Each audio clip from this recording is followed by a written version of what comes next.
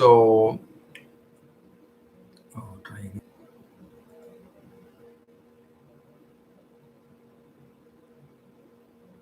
Hello, dear fans. This is your host Ram with the cricket show, Cricket Happenings, which definitely went into a bit of slumber as far as the show was concerned, as I was on my annual vacation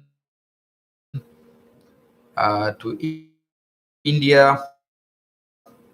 But yeah, I mean, not a fine time. Basically, it was a very tough time for me. I had some health issues which I had to attend, and finally, I'm back here talking to you live on this Cricket Happening show of mine on YouTube. Well, dear fans, friends, subscribers, there have been a lot of cricket happening, and I'm sure those who have been following me on a regular basis, even though I could not get on to cricket happenings on YouTube, you would have seen that my cricket Twitter, was going on strong. I did do some videos there, but probably few and far between. But definitely, my cricket Twitter is something with cricket-status.com was also very active. Well, this is for those fans who have been, following me on a regular basis. So I know that I could not really keep up to it.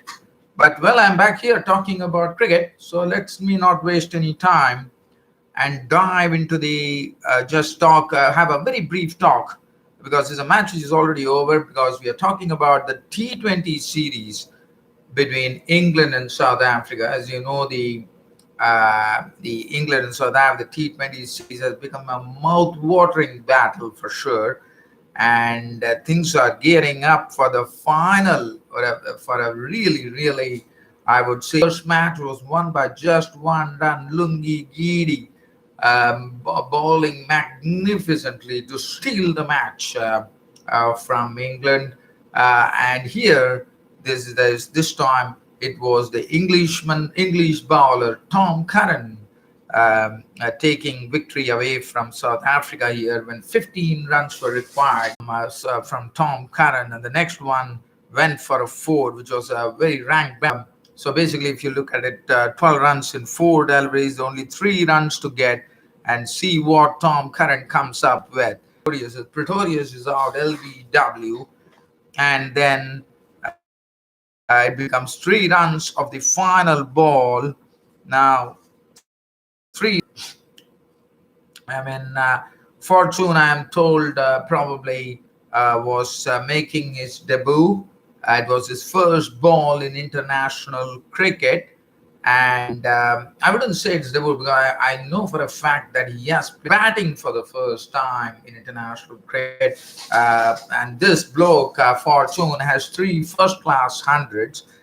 And what a moment to come. The final ball, 3 runs required. Tom Curran is the bowler. John Fortune is at the crease. And Fortune is gone of the final delivery. 3 runs to get. He wanted to play a lap shot. Actually, the ball was on towards the leg stump. Fortune tried to lay low and probably lap it over the short fine leg. But all that he could do was into Rashid's hand. But I thought Rashid took the catch very well there. And that was the end. And England had squared the T20 series. As I said, both the matches have been absolutely mouth-watering affairs, and now the focus shifts, as I said, for a fitting finale which is coming up at the Super Sport Park in Centurion Park in the final T20. It can't get better than this between England and South Africa. So England, just to give you a synopsis, 204 for 7 the score. There were good contributions coming from Jason Roy with 40, Bairstow 35, Morgan 27. Ben Stokes had his highest score in T20 cricket. Can you believe it? 47 not out of 30 deliveries, 4 fours and 2 sixes. And then Moeen Ali absolutely slammed it out of the pretty good score under the circumstances. and it was left to the South Africans. And what a knock from the South African captain Quinton de Kock. You went absolutely berserk on the England bowlers, slamming them to all parts of the field. The quickest 50 in South African cricket. I think it was from 16 balls, if my measurements are correct here. Quinton de Kock slamming 65 of just 22 deliveries, which included 8 sixes and 2 boundaries. Absolutely rammed the English bowlers there. Bavuma, the tiny little Bavuma, making 31 of 26 with 2 fours and 3 sixes. And as I said, the last over, Pretorius was the sole hope, added 12 runs of the first 3 balls. But as I say, deal, and Tom Curran really kept his cool, nipped Fortune out, nipped the Pretorius out of the equation, and that was it. As England squared the series 1-1. As I said, the fitting finale beckons at Supersport Park in St. Well, I was not here to talk about New Zealand, India. India actually dropping New Zealand, say 5-0, and then but New Zealand starting the first test match coming up at the Basin Reserve in Wellington. What a test that could be. I mean, I'm sure England, New Zealand, India, and New Zealand are pretty evenly matched, and I think we are going to have a real ball there, no doubt about it. And just talking about a few scores here, we are talking about a match which is right now happening as I am talking to you. We are talking about a game between New Zealand and India. It's a New Zealand 11 which is playing on the Indians in the tour match, first tour match before the test match, a sort of a dress rehearsal, one could say. And as I'm talking to you, I do see the Indians who made 263 in their first day. New Zealand replying with 235, and India currently are placed at 252 for 4. Man Saha is 30 not out with 5 boundaries. Ashwin is not out 16 2 boundaries. So let's have a look at the scorecard. So Indians batting first, 263. There was the dumps at 5 for 3. Kugulan absolutely, I would say, ripping out the Indian batsmen, Shaw, Agarwal, and Shubman Gill to reduce them to 5 for 3. But after that, we had a big partnership coming up in Chiteshwar Pujara, 93, 11 fours and 1 6. Hanuma Vihari getting on to a century, 101, 10 fours and 3 sixes, and 263. Kugulan went 3 for 40. New Zealand in their first innings, they were bowled out for 235. Some hopefuls, test hopefuls here. Young was out for 2. Ravindra made 34, 40 coming from Cooper's bat, 31 from Tom Bruce, Darren Mitchell 32, and the bowling for India was pretty good. Probably this is the same bowling composition one is going to have in the first test match, the Basin Reserve in Wellington. Jasprit Bumrah 2 for 18, Umesh Yadav 249, 3 for 17, Shami Saini 2 for 58. Probably Ishan Sharma has been cleared. He's rushing in for the first test. He's going to be frozen. So Ishan Saini might have to wait, and it will be Ishan Sharma, which is good news for India. So Indians in the second innings today, they resumed. In fact, Mayank Agarwal was retired out for 81. Hope everything is fine with him.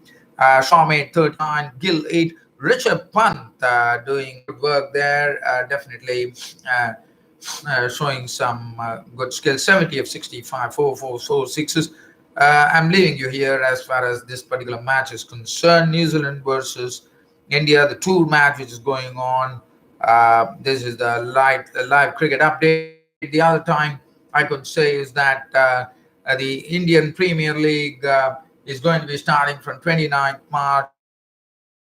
Defending champions Mumbai Indians will be taking on the Chennai Super Kings in the lung opener in the Indian Premier League. So Ishan Sharma has declared fit.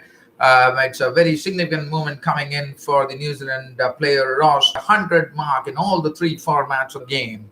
100 test reserve in Wellington. What a significant moment for this very experienced cricketer from New Zealand, Ross Taylor.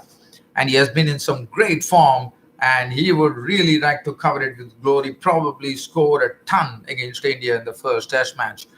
Other than that, I have nothing else to share. It was a very short cricket broadcast here. As I said, I came back from vacation. I'm sorry that I could not do justice from India, where I was vacationing. As I said, I had some health issues, and there were a lot of technical problems which I could not really reckon with. Really, I would say, grapple with.